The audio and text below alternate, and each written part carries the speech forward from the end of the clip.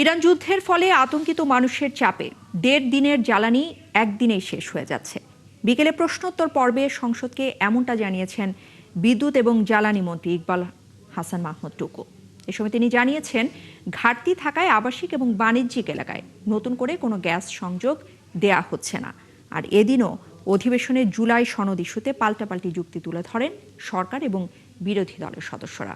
ফরহাদ ইবনে মালিকের প্রতিবেদনে বিস্তারিত। মাননীয় সদস্যবৃন্দ, আজ কার্যপ্রণালী বিধির সংসদের প্রথম অধিবেশনের সপ্তম দিনের সেশনে প্রশ্নোত্তর পর্বে প্রথমেই উঠে আসে দেশের চলমান জ্বালানি ঘাটতির বিষয়টি। উনি কি দেখতে পাচ্ছেন না যে গাড়ির দীর্ঘ সারি?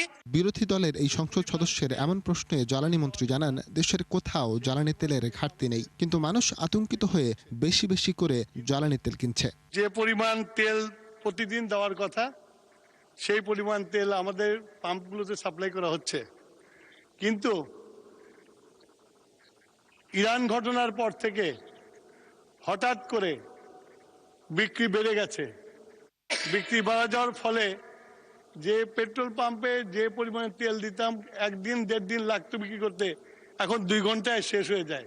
আরেক প্রশ্নের উত্তরে মন্ত্রী বলেন, গ্যাসের ঘাটতির ফলে নতুন করে আর কোথাও সংযোগ দেয়া হচ্ছে না। বিশেষ করে শিল্পাঞ্চল ব্যতীত আবাসিক, বাণিজ্যিক ও সিএনজি সেইতে কোনো গ্যাস সংযোগ প্রদান করা স্থগিত রাখা হয়েছে।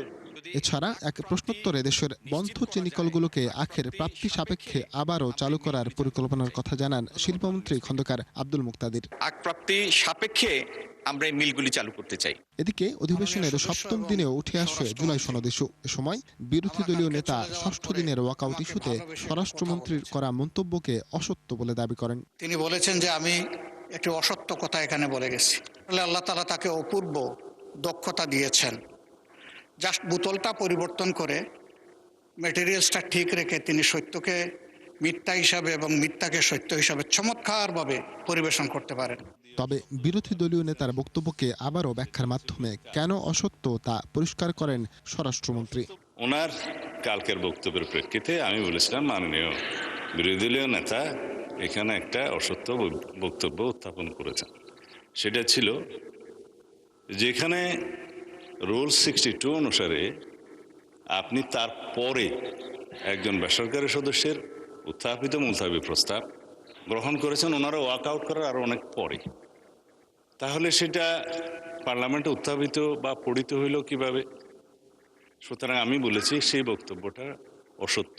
রবিবার সংসদে মুলতবি প্রস্তাবে আবারও সংবিধান সংস্কার পরিষদ নিয়ে আলোচনার কথা রয়েছে সংসদ অধিবেশনে। মোস্তাফিজুর রহমান, কুড়িগ্রাম 4। ফরহাদ ইবনে মালিক, 71, ঢাকা।